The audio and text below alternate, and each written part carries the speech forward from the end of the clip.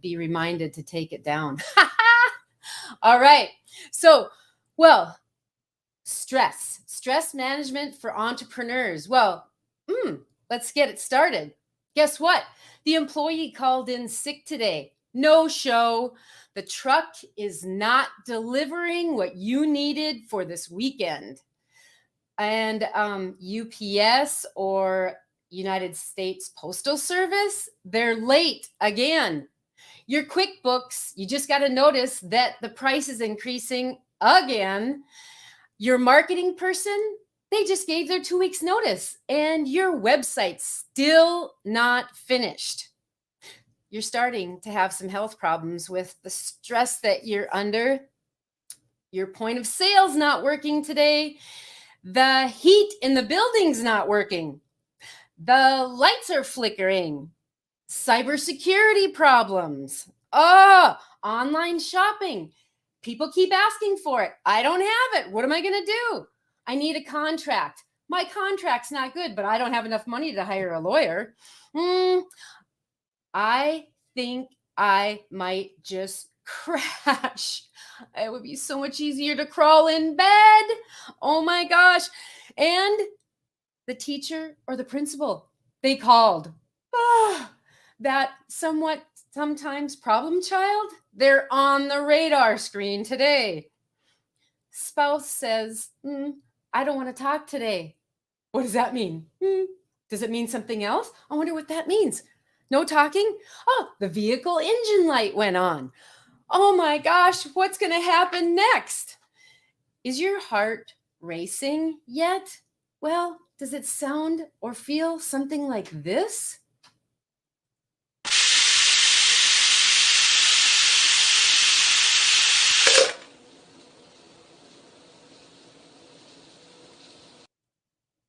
Yes, that's what we can feel like so many times, right? And I want to, keep on going here with our presentation and think about, is that how you feel sometimes, is like a pressure cooker? I just had somebody tell me about a pressure cooker experience that they had and it exploded on them. That's how we feel sometimes. We're simply going to explode. I've had enough. I don't know if I can handle this. Crawling in bed sounds really good today. And that's what we deal with on and on and on. So that's what I want to have you think about while we go on with this. And what I'm going to do right now is I'm getting a few comments here. So let's see who we've got with us. We got Leah. She has two full-time jobs. Two jobs. She's a full-time educator and a part-time entrepreneur with an embroidery business. Awesome. Crazy. Let's see who else we have here. Patty. I have a custom embroidery and print business. I've been doing this for 10 years. I'm in the shop myself and I really could use some help. Sometimes it gets really stressful. Yeah, I'm sitting here in my office by myself. It's dangerous, especially when you're a really outgoing person. I'll give you some tips along the way. And let's see here, Amanda is a medical imaging person going to start her own business. Sometimes I don't say all those words right. So anyway, I am so glad that you're here with us and appreciate all those comments. Thanks again. It keeps me ticking here. And I am actually going to take that banner off now just because it can be annoying. I'm watching it. You're watching it. It's enough. So what I want to do is go back to our presentation and I can put it in this format right now. That if none of you've ever used this before, this StreamYard is really slick. You've got lots of different options and how you can show yourself. People, when they comment about my speaking style, they say, you got to show your face because I have lots of facial expressions.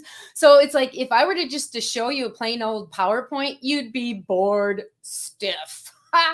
So let's talk about what we're going to share about on today. Today's focus is going to be that I'm going to remind you and remind myself of what our passions are. Strategies for stress, how to stay focused on your dream, and how to stay positive. So, who am I? Some of you have no clue who I am. Well, I want to just give you a little bit of background with me. And actually, let me show that a little bit more here so you can see these pictures. I'm going to show you this. This up here is some grain or some seed. These are shoes. These are garden seeds, donuts, and cleaning. Wow. What's all that about? Well, I want to give you a little bit about me. Being a person and an entrepreneur, I've been doing this since I've been 6 years old. All right. My dad was a salesman and a farmer and a many jack of all trades type of guy. And he taught us at very, very young age, you can do anything you set your mind to it. So my background is more in sales and leadership, and I eventually became an entrepreneur. But I want to give you that little background of that I can do it attitude. So my attitude comes from the first thing I ever sold when I was 6 years old was pigeon seed to the grain elevator manager. Okay. So the pigeon seed, when you put your grain into a dryer, I grew up in a farm, when it would, the weeds would go down on this tarp, and how dad would tell us to keep us busy, put that seed into a bag, and then we would bring it to the grain manager, and we would have to show it to him and sell it to him and see how good it was. So we would get some money. I think my dad had it all set up. I have no idea, but that's the first thing I sold. Then I sold Mason shoes. Yes, Mason's shoes is still a deal, but you used to do it door to door. And so I would sell shoes. Yeah, I was tagging along with my dad. He sold the shoes, but he would tell me how to do it. I also sold garden seeds while I was there selling the Mason shoes. Then there's a gap of time where I took a dark past. And if you want to know more about me, you can go to my website. I have a memoir called Carried by Faith. Interesting read, because I had a great big section of time where I was in a lot of trouble. And then my dad tried to get me out of trouble by buying a concession stand. Mini Donuts. Yes, I had a concession stand, Mini Donuts, for about 5 years that I was very actively involved in it. So that's what I did. Then in high school, towards the end of it, and in through college and another portion of my life, I've had a cleaning business. I've always worked at people's homes to clean their houses. So that is a little bit about my sales background. But the other part is that I actually had a corporate job for 15 years. And that was in the telecommunications industry that got me into more managing of people, and then into managing companies, and a lot of different aspects that I did there. In 2017, I formed my own LLC to operate my motivational speaking business. I became an author. So the self-publishing piece of my business, I then needed that LLC so that we didn't have a lot of legal liability on our hands. And then in 2018, I released the third book that I published. You can go check those out if you're interested in my website. And then after, or when COVID hit, and I had several keynote speaking events, several other speaking events. And as you all know, the world came to an halt. Yes. And after losing all my speaking engagements, I had to pivot. Oh, that's the new word, pivot. It's like, oh, hurry up and change it up fast, right? Then I went to creating digital online courses. So I started to do that. All right. The other part about me that you need to know, because if you don't know me, you're thinking, why am I listening to this woman? Well, I'll tell you right up front, I have no letters behind my name. I do have a 4-year college degree in business administration, in marketing and management. And I have learned the most from hard knocks. Yep, That's me. I am a tell it like it is person. I'm an ordinary person that really is just telling you what I've gone through, what we can do together. I am that encourager. If anybody has ever been around me, you know that you will be excited by the time you leave. And that's just the gift that I've been given. So that is what I've done. But I will tell you that today I come to you that I have made tons of mistakes, tons of mistakes. I have. But that's why a little bit of this gray hair comes. But I have done this online business of digital products. And I've questioned, was it the right move? Because it's been an investment in some money.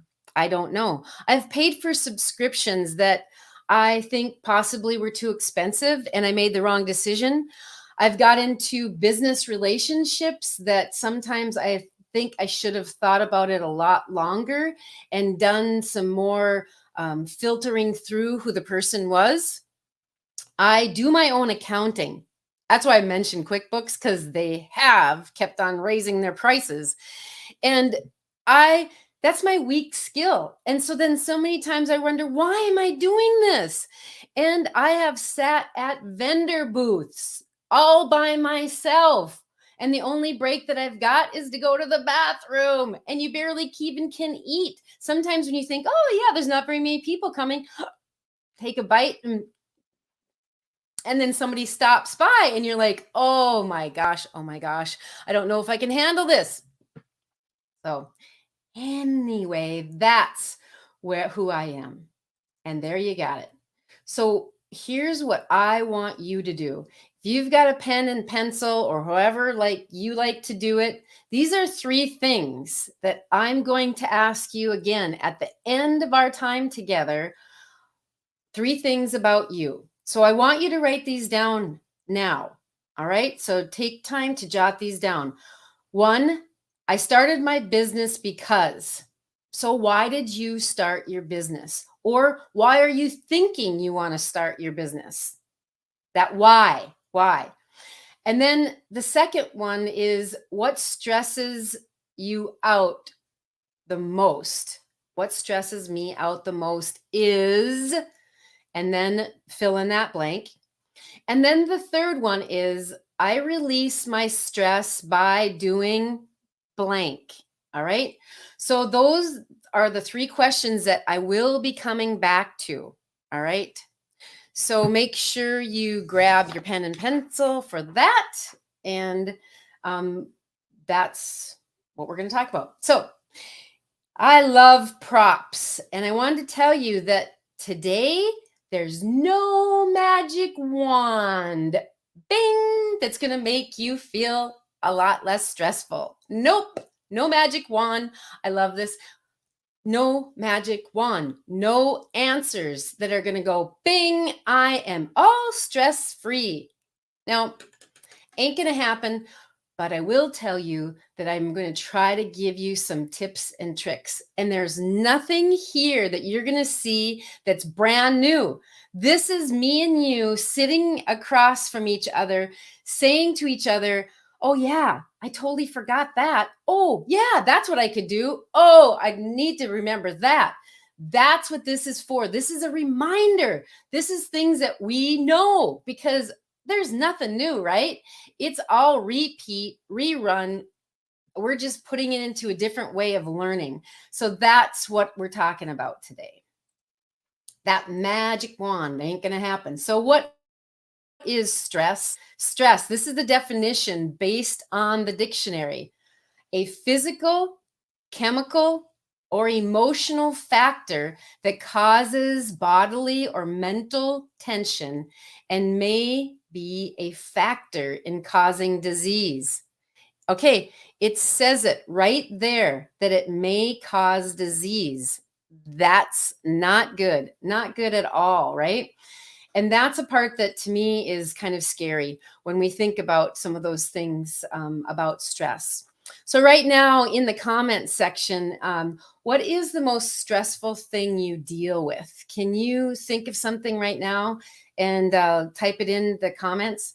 Because that is the thing that people, it's like, it can be a variety of different things. The things I listed off were just a handful of things I think of when I'm going through my day. I could have added, all of us could add a whole bunch more. But if you have some things that you're dealing with right now that are extremely stressful, I'd like to see what they are, because we're not alone. I did a lot of research, and we've got a comment that's coming in right now. Getting orders out on time. Yeah, right. Especially when you're depending on whatever source that you're using to mail it out. Oh, that has been so stressful to so many people because people aren't working. Our mail, it's rural mail. We aren't getting it till 8 to 10 p.m. at night. You can't do that, right? All right, here's another one. That said, unclear boundaries. Yeah, that's stressful. Definitely. When you're working in a team setting, or, well, that's can even be in your family. It's like sometimes you forget about where are those boundaries at. I agree with you 100% there. That's for sure. So that is a lot of different things that people deal with as a stress, and I can relate. So I went and did some surveys with some businesses that I know, partners and people that I have in that are entrepreneurs, and I asked them, what things cause you stress? The biggest thing that people say is dealing with employee issues. Now, some of you that might be on right now, I'm just sensing you might work by yourself, like with me, and that might be okay, and that might be fine. But it's crazy how we deal with employees a lot. And I used to be in this environment, and not like anything that it is right now. It's like this hiring, firing, keeping employees, covering their work shifts on no shows. I mean, that's the biggest thing now. And finding ones that you truly trust, and that have a good work ethic, and that care about what you are doing, that is huge. So that is the number one thing when I interviewed other entrepreneurs on what they feel was the most stressful thing is dealing with employee issues. So that can make you just go crazy. The next thing is long hours. Thinking that you'd have more free time. Oh my, not a lot of free time. And then the cash flow would be better. Those are the top three things that others that I interviewed said that they thought would be, or that are the most stressful things. So where we need to be looking at is we need regular maintenance, right? We are just like a car. And if you don't invest in your car, I come from a husband we've always had used vehicles. I think we've only had one brand new vehicle off the lot. So we have used vehicles. We know that we have to invest in them. We have to keep them maintained. They have to have oil change. The oil has to be checked, the tire pressure, all these different things. Why are we any different? We have to be maintained. We have to invest in ourselves. Otherwise, we're going to break down. We're going to seize up, and then we're going to be a terrible, terrible mess. So that is what I want you to think about. We need to do that for ourselves. That's why you're here today, right? So here are the strategies to deal with stress that I want to talk about today. You need to be organized. Being organized is one of the big, big deals. I am an organized weirdo, and I know that there's other people out there that are like me. We all do it differently. But if you don't, and that's not your sweet spot, you really need to take tips from other people that are organized. So here are some tips that I want to give you. Everything has a place, and you need to put it in its place. Right now, if you saw my office behind me, it's not extremely messy because that's how I function. You can function more smoothly or under less pressure if you don't have everything in a disarray. I have some really simple tips, and that is make sure your desk or your workspace is not a mess. In that includes your emails or your texts, right? We can have so much in our in basket in our email that we can't even or don't even want to look at it. So we need to create folders for those other things to go in there. Create your own system because otherwise you won't go into your email. You might be getting orders in there and then it's like, oh, you don't want to look at the rest of the stuff. So be orderly with that also. So clear that work spot space off today. And one thing I like to do is give yourself this 30-minute simple tip. Touch it once. Okay, so what do I mean by that?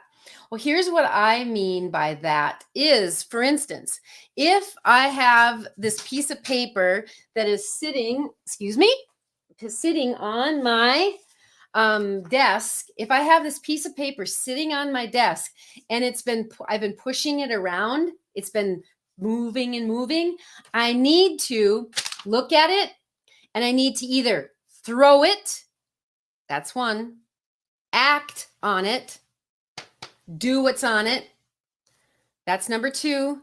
Three is file it, okay? Filing in people's minds now is different, but I'm telling you, filing it, if you use different folders or different things that you use, file it. That means like with your emails, file it into a folder.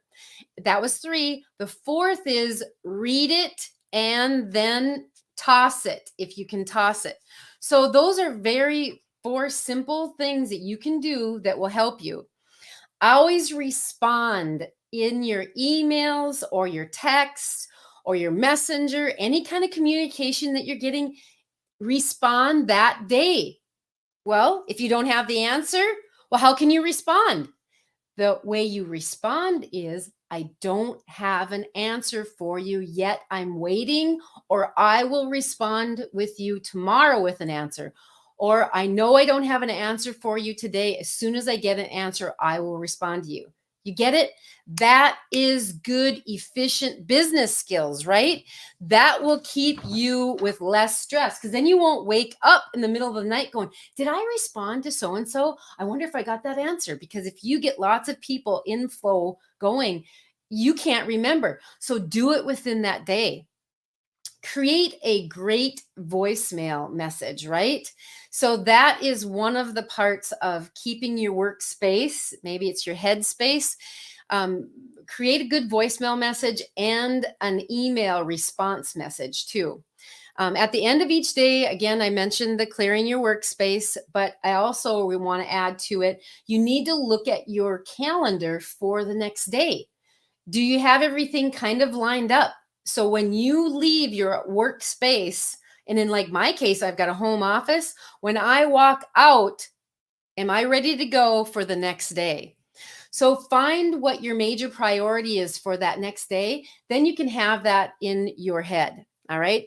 Allocate your projects. If you have specific time slots, allocate them, and that will help you be more efficient. Okay. So somebody mentioned some of those different things about, unclear boundaries or whatever. You might need to set yourself some boundaries. So what I did not so long ago is that when you work by yourself and you're not involved in lots of different outside projects or other people, you're your own worst enemy. I had to give myself blocks of time. So I do about 2-hour block of time. So from 9 to 11, I do this. From 11 to 1, I do this. Different things like that. That might help, and it works because then you can take a project and you can at least work on it for 2 hours. So think about that for yourself. All right. So what you do have control over, these are the things that you have control over: your time, your work ethic, your attitude, and your focus. So I want to specifically address those. I put them in a fun little graph here, or icons. Your attitude, that's the biggest one. you have a choice over it. So if you wake up with a bad attitude and you're your own boss, how are you going to get over that one? You have to encourage yourself.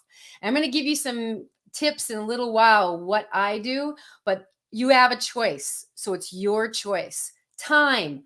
We have control of our time. We think we don't, but we do. So again, the allocation by those sections can really help people work in your best time. My best time is morning. So I end up putting my major projects in morning. My afternoon, I am kind of not so good. So I have learned to put my projects that don't take a lot of brain energy.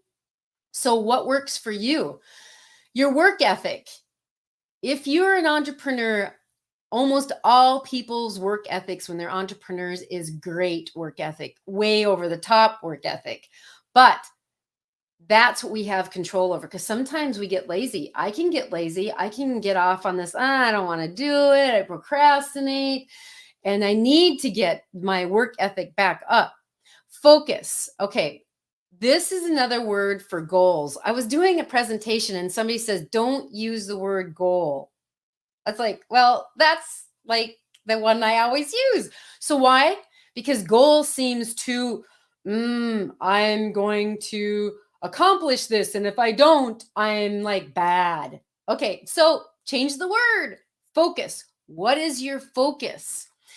I think the biggest thing that many of us learned during the last couple years is that we do have to go a different direction. We have to do that pivot, as the new word that's being used. We have to think about, what is my focus? And I really think that those long-term goals, they need to be there. But when even a long-term goal feels like a year now, what I have done is I've broke it down into every quarter, and then every month I have a note in my calendar to go look at my goals every month. And then every quarter, I go look at my financial goals. So we need to be looking at them more frequently. Those long-term goals, which I think I've only been doing them for about a year. That's long-term now. I don't know. Is that weird, bad? Sometimes we have to look at those other longer term goals, 5, 10 years, because we need loan money. We need to accomplish that. Absolutely nothing wrong. But sit down with somebody else for a brainstorm session on that. All right. So then what's next? Well, that's what I want to come down to, is that what can we do about stress? Here's what I came up with. Stress. I like acronyms. They work for me. And this is one that I came up with. Sit quietly. If any of you have been around me, I'm like an Energizer bunny. And for me to sit still, even for 5 minutes, is a big deal. So find time to simply just sit. And that might sometimes be looking at something else or doing something else. But can you just sit there for 5 minutes and not do anything? T is for trust the plan. If you've got a plan in place, you've got that focus in place, trust it. Trust it. R is the refocus. When we get to those times where like a new idea came in, then refocus. E, expel the junk. Okay? Don't get stuck. All right? I want to show you something. I use these in another presentation, but my red rubber boots, don't get stuck in the mud. You do not want to get stuck in the mud at all. It is a bad, bad place. And it is a bad thing to do. Don't get stuck, because then we will get in a hurt spot, right? What the other one is, let's see, is stay planted. Now, I might have just showed you those red rubber boots that you get stuck in the mud. Well, we could turn that around and make it into a positive. But what I'm talking about with this is stay planted. Don't get off on a whole bunch of bunny trails. I'm infamous at this at times. That's why I need to be working really hard at staying focused on my plan. But stay planted in what you believe that you're supposed to be doing. And the other S is success will come. It will, guaranteed. So here are ways to stay connected, because that is probably the biggest problem that I see with other people is, how do you stay connected? So can you, I'm going to actually pop this up here. What ways do you stay connected? Can you pop some things into the comments? And what I'm talking about is, if we're working by ourselves and I've been in my office, or I've got a part-time job, my full-time job, then a part-time job, I'm not getting out and talking to anybody. How am I staying connected? That can be dangerous, right?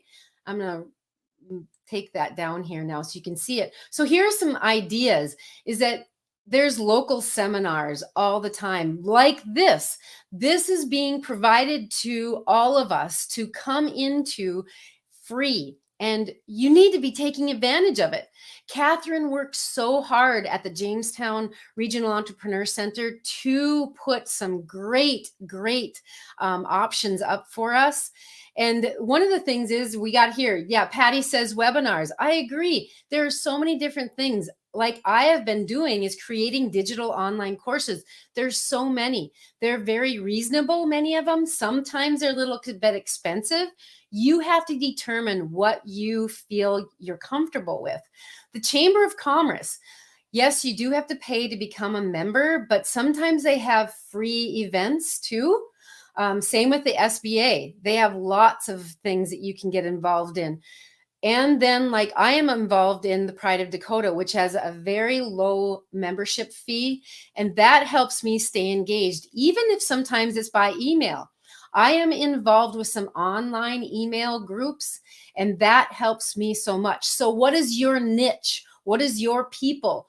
Go search them out. If you find them on Facebook groups, or if they're on different email groups, there's so many different things now, but you need to make that a priority. You have to stay connected, because if you don't, I'm a witness to that, is that you can get all in your head, and it's a dangerous place to be by yourself.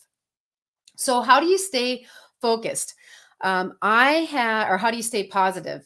That is going to be another question. So pop it in. How do you stay connected? How do you stay focused and positive? These were answers from those businesses that I interviewed. Here are the top several answers. Again, great one, top one, seminars. Yes, you have to get involved in them, even if they're paid. They might be free like this one, or they might be paid, but you need to make that decision. You've got to get connected and stay positive. And let's see, we've got a comment that came in here. Morning coffee with a local women's group. Yes, and that's one of my things, the community. It might be a faith-based group. People said that their faith was what kept them positive and focused. Exercise keeps you focused. Self-talk. Yes, I could be crazy sometimes, because I am talking to myself a lot. Like right now, the thing that I'm thinking about is like, oh my, I hope I'm doing all this technical part right.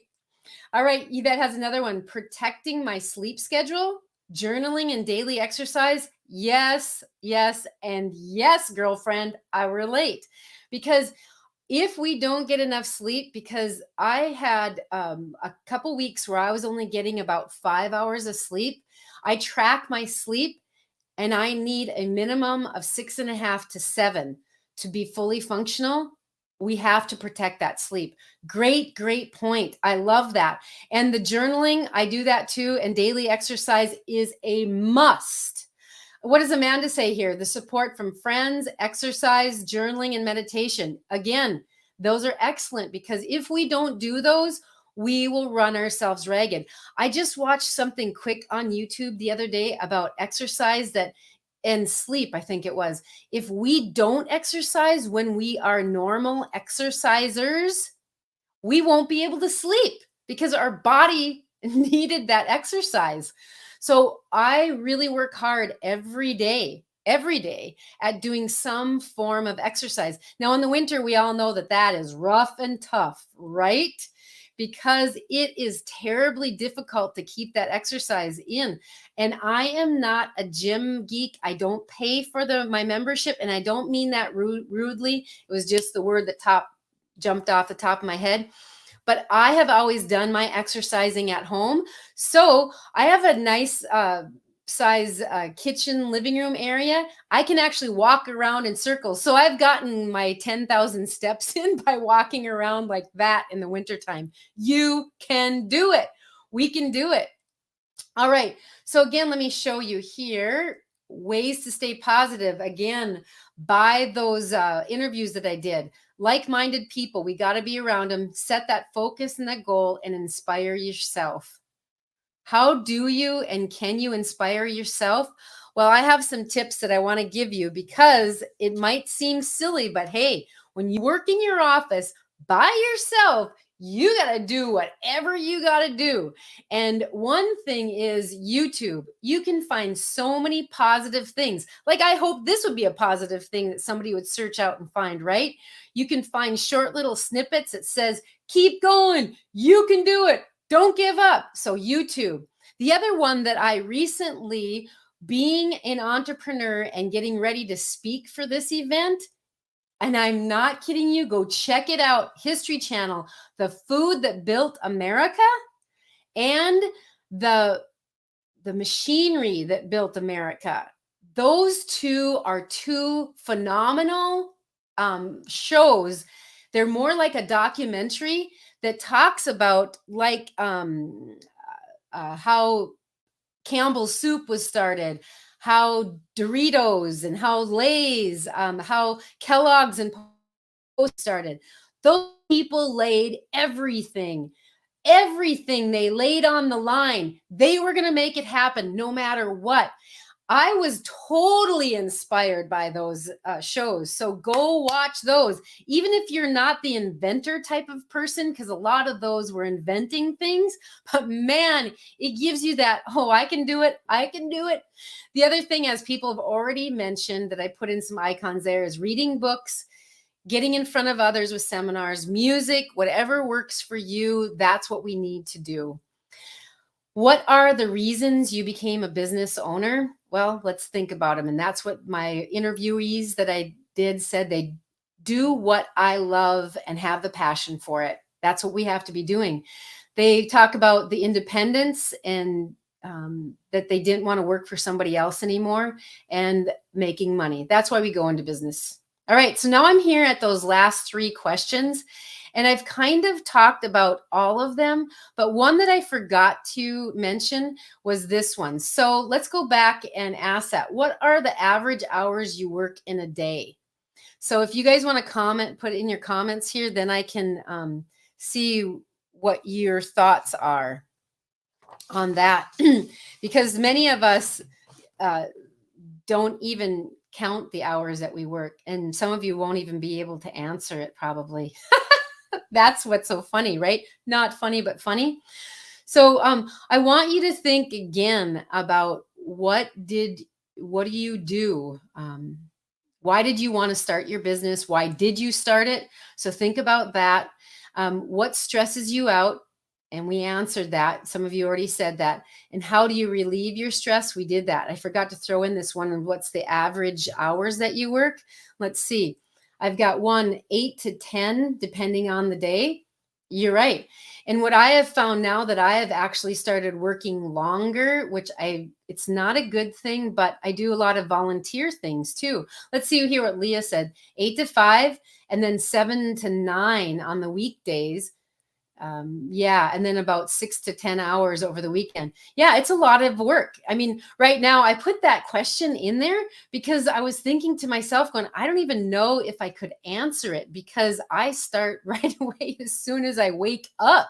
When you are working in your own office and you've got things to do all the time and you're in a home office, I'm working all the time and I have to force myself to stop.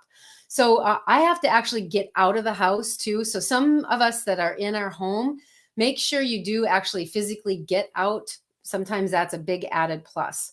All right. So I'm going to take that banner down here. And the next slide here is one I want you to take a look at. I need some feedback. Before I end or wrap up this session, we're going to move into some question and answer. As a speaker, it's part of my business, and I need to have that feedback from other people. It keeps my business going, and that QR code goes right to a Google form, or there's the short little address. It's a bit.ly/Sue feedback. If you want to put that in there and go give me some feedback, I'd love it, because I do referrals. That's how I get business, right? And so all of us need to know how we're doing. I love to talk, as you can tell. I've got tons of experience in many aspects and areas of life. So your feedback is appreciated on how you felt this went and if you got any good tips from it. So contact me if you have any other things that you want to talk about, and I'd greatly appreciate that. So as we're wrapping up and getting into a portion of time where I'm going to open up for more questions, if you don't have any, I've got several other different things I'm going to add here. But the thing I want to make sure that you think about and really be conscious about is, how does stress make you feel? And almost all of us would say bad, horrible, right? I've been in some really stressful situations, and you can feel it physically and mentally, and we cannot be there. The things that we mentioned and talked about today, they seem like we're going to waste time with them. They do not waste time. They feel like it because we've been on this fast track. And sometimes I use the treadmill as an example. The treadmill, it's constantly going. It's constantly going. Our business, the world, it's constantly going. But we will have to jump on at any given time, right? But how well conditioned and fit are we to jump on it? Well, if you've mentioned exercise as one of your stress relievers, you know we got to stay in shape, because if you jump on that thing and you aren't in shape, you're going to fly right off of it and you're going to hurt yourself. Or even if you do jump on, you can go for a little bit, but your endurance, you will not be able to keep it up. We need to invest and we need to take ourselves away. So take courage and say that I do have to take a break. What is your sweet spot to taking a break? There's so many of us that like to take a break and need to do different things. And I'm going to pop a comment in here because I love these comments. Started my business from people requesting orders. What stresses me out the most is disappointing customers. I relieve my stress by playing a couple games of solitary. I work 12 to 15 hours a day. Yeah, that's a lot. And I agree with you. It's like sometimes we do so much because we want to please other people. That's the same thing with my speaking events. I put everything, I put my all. You are getting all of my energy today. Yesterday, I did another presentation. I gave it my all yesterday. So all of us that are business owners are giving everything we've got. We're risking everything, our money, our investment. But if we have that heart and that passion for it, it's going to work out. So we need to keep taking that courage. We are risk takers. We are definitely risk takers. Otherwise, we wouldn't be in the business, right? We can't do this alone. We can't. We have to have that community. We have to have other people that support us, that get us, we can just pop on a call or a Google Meets and go, "Oh, how you been?" And just kind of let some of that stuff go, or get into idea shooting. We don't even have to be in the same genre. We can still help each other. So don't ever think that. Don't ever think I got to relate with this person because we do the same thing. No, I've found that we can get into conversations and help each other out, even when we're in different genres. All right. The other thing is you can get very isolated. We already talked about that. The overall focus I want you to leave with today is this. We need to have peace. We have to get that time where we're peaceful. I can bring myself down pretty quickly. Years ago, I couldn't do it. I was on that running fast whirlwind all the time. I've learned by many years of experience and hard knocks that I need to slow myself down. I have to take a break. I have to take a lunch break. It's usually not very long, but I have to disengage for a period of time. Play the games on solitary, do whatever works for you. That is very helpful. It's not a waste of time. So we need to have peace so we have contentment. So we know that we're doing what we need to do so stress does not overwhelm us. And what we do also need to do that I didn't talk a lot about today because I have a little bit of hard time with this, we have to laugh. We have to laugh at ourselves, laugh at a family member if they let you, because some of them can get offended, or find something funny online. There's so many different things that are passed around online that we can laugh about, but laughing, that energy, it just releases a lot of stuff. So we need to do that. It's great, great medicine. And the thing that I like to always end with is that I'm going to die trying. I am going to die trying my best. If I put my best effort in, if you put your best effort in, it will succeed. We will do it. Doors will open for us and other doors will close. If we are in the right mindset, once we go through and we keep following it, it works. And if it's not supposed to, boom, they'll close off. So I'm going to die trying to make my business be successful. And so I say that back to you. How about you? How successful are you going to be? And it's going to be successful without as much stress. So I want to wrap this up now, tie this baby up. I'm going to put myself on full screen and I'm going to move in. We have about, less than 10 minutes left here for some questions. If you thought of any or want to make any additional comments or feedback, because that is the time that I want to commit to Catherine here too. But I also do have some other things that I want to talk about if some of you don't have questions. And if you don't mind for a second, I'm going to take a quick sip of water, because when you do talk by yourself, it gets to be a dry mouth. All right. So I'm not seeing any comments coming in yet, and that is totally fine. But I'm going to pop up some other things. Is how do you shut off business when you have a home office? And that deal for me has been very challenging. When I first started working for myself, which has been about 15 years ago, I had a very difficult time at it. I actually had to shut the physical doors.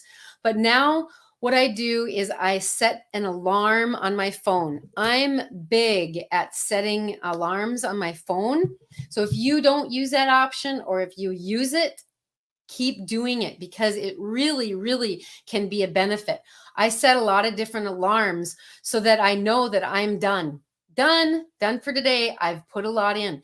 And then I also take time to say, you did a good job today. This is what I accomplished. I'm a list maker and like to put a line through it. Some people don't like doing that. That doesn't do anything for them. But for me, it works, and it does well for me. All right. Have you ever wanted to quit? Oh, you bet. You betcha.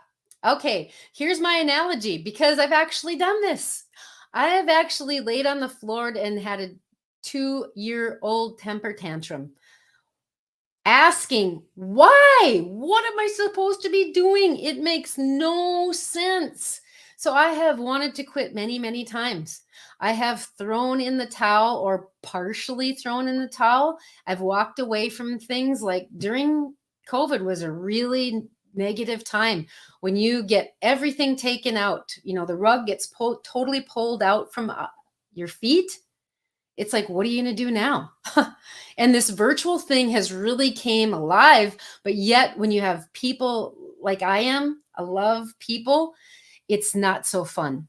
And that's why I had to step away. So I stepped away for a good month or two to figure out what I was going to do.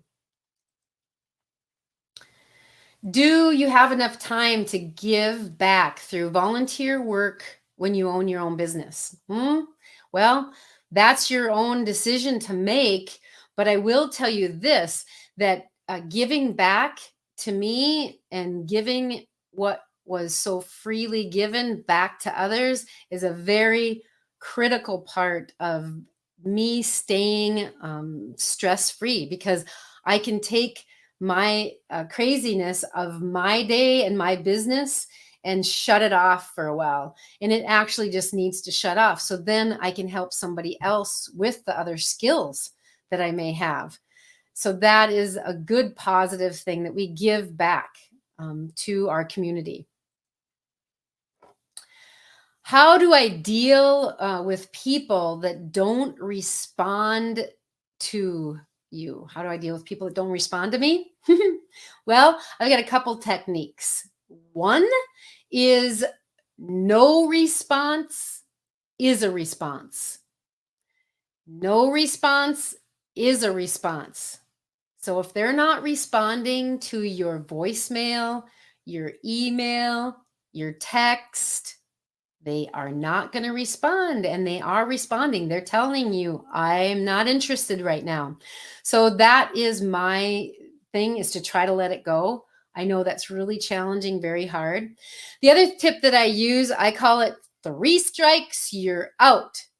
If it's something that I need to be following up on, or something I can't quite drop yet on the no response is a response, the other alternative is I do 3 attempts to get a response out of you.